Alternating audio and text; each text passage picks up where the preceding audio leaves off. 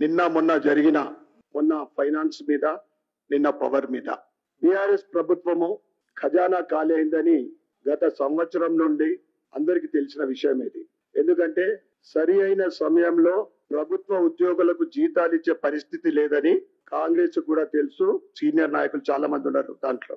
ముఖ్యంగా ఈ charge sheet ఉద్దేశం ఏంటిది అంటే, మీరు ఇచ్చిన 6 గ్యారంటీలు 2 అమలు చేసినా అని చెప్తా ఉన్నారు. ఏదైతే మహాలక్ష్మి స్కీమ్ ఉందో, మీరు మహిళలకు ఉచిత బస్సు ప్రవేశపెట్టిండ్రు.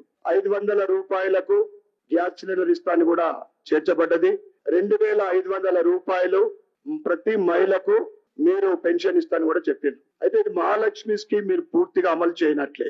ఇక రాజీవ్ ఆరోగ్యశ్రీ స్కీమ్ ఏదైతే హెల్త్ స్కీమ్ ఉందో, కేంద్ర ప్రభుత్వ వాటా ఎక్కువ శాతం ఉన్నా గానీ నరేంద్ర మోడీ గారి ఫోటో పెట్టకపోవడం అనేది మేము భారతీయ జనతా పార్టీ ఆబ్జెక్ట్ చేస్తా ఉన్నాం. అది ఎట్లా ఉందంటే, ఒక సినిమా వాల్ పోస్టర్ మాదిరి సీఎం రేవంత్ రెడ్డి గారి ఫోటో ఉండడం, నరేంద్ర మోడీ గారి ఫోటో లేకపోవడము, దాన్ని భవిష్యత్తులో మీరు చేర్చాలని మేము డిమాండ్ చేస్తా ఉన్నాం. దాంతో పాటు మరి మీరు 100 రోజులు ఆల్రెడీ 15 రోజులు గడిచిపోయింది అనుకుంటా.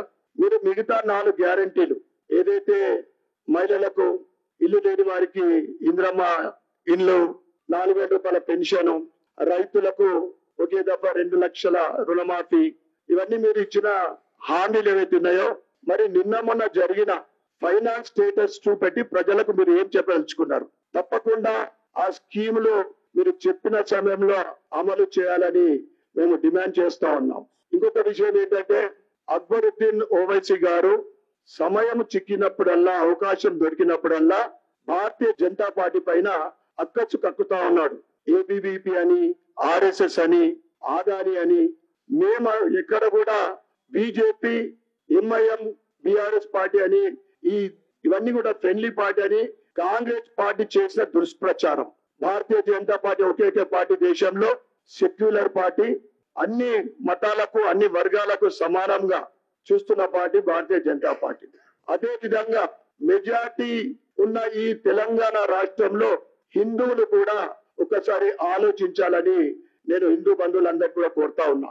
తప్పకుండా Bharatiya Janata party secular party అని చెప్పడం జరిగింది. అందరి గురించి మాట్లాడే పార్టీ, అన్ని సమానంగా. ఎందుకంటే సబ్కా సాత్, సబ్కా వికాస్, సబ్కా విశ్వాస్ అనే నినాదంతో ముందుకు సాగుతా ఉంది.